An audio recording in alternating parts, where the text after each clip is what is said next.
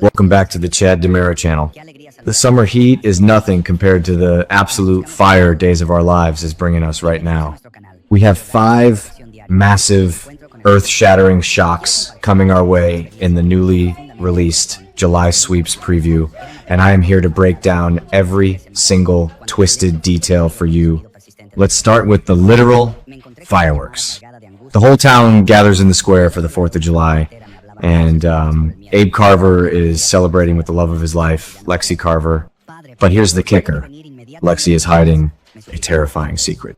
She knows that Dr. Wilhelm Rolf's Versavix cure is failing. If that mad scientist can't stop her deadly decline, this might be her last holiday ever. It's absolutely heartbreaking, guys. And while Abe and Lexi are facing tragedy, Sean Brady and Jada Hunter are finally giving in to their passion. Talk about a slow burn romance finally catching fire. But I'm telling you, the real story here is Lexi. Let's be real for a second, the writers are torturing us with this Lexi storyline.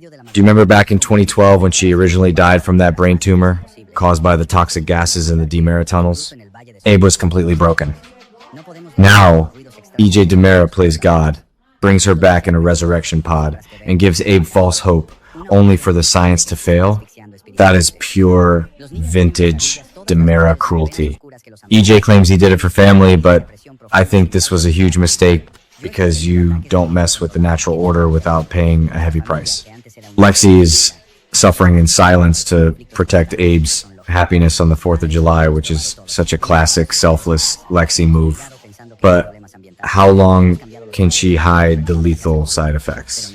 I predict Abe is going to absolutely lose his mind and physically attack EJ when he finds out his wife is dying all over again. Moving on to shock number 2. Our boy Chad DiMera is doing the right thing and taking Thomas and Charlotte to Boston.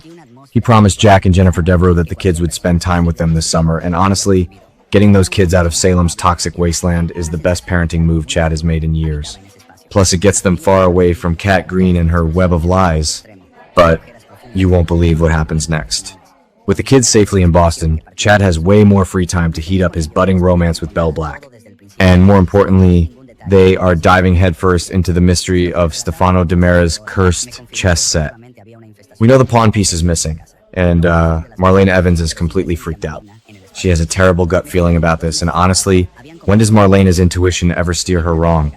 A lot of fans think this chess set is just a wild goose chase, but I'm telling you, it's definitely a psychological trap set by the Phoenix himself. Stefano always viewed John and Marlena as their ultimate playthings. Remember the 1980s when John was literally introduced as the pawn? Stefano is mocking them from beyond the grave.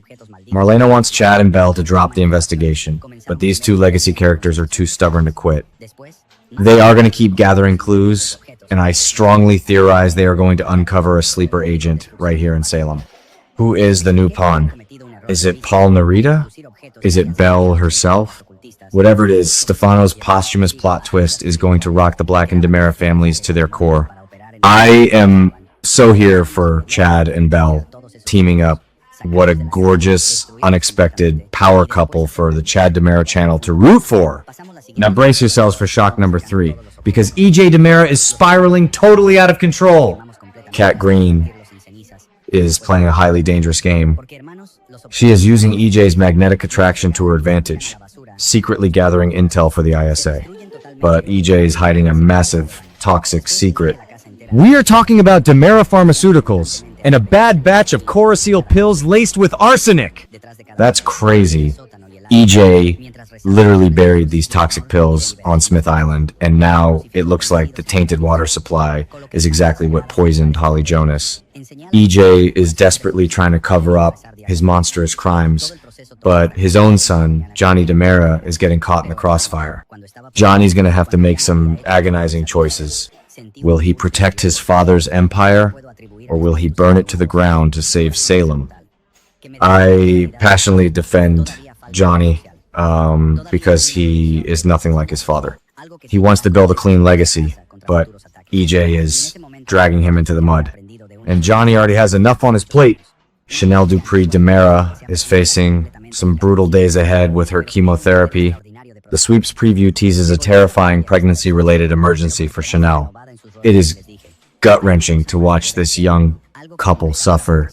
And while EJ is busy dodging the ISA and covering up arsenic poisoning, he still finds time for revenge.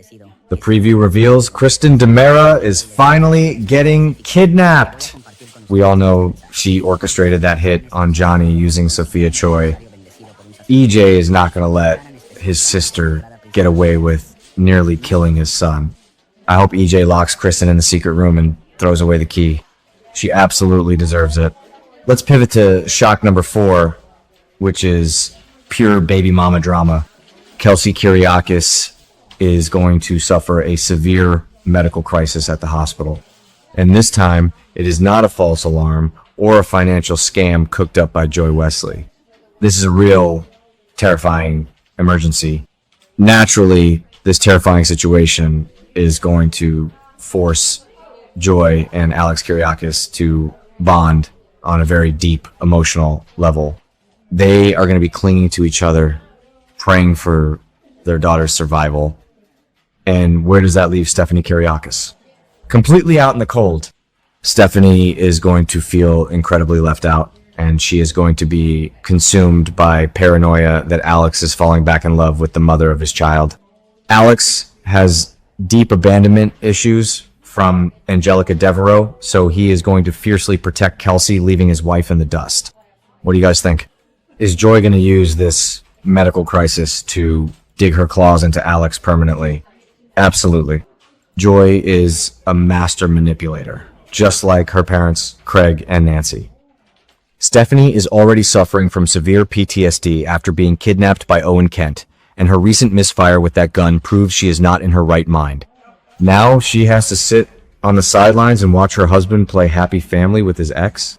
That is a recipe for a total psychological meltdown. I predict Stephanie's going to snap again.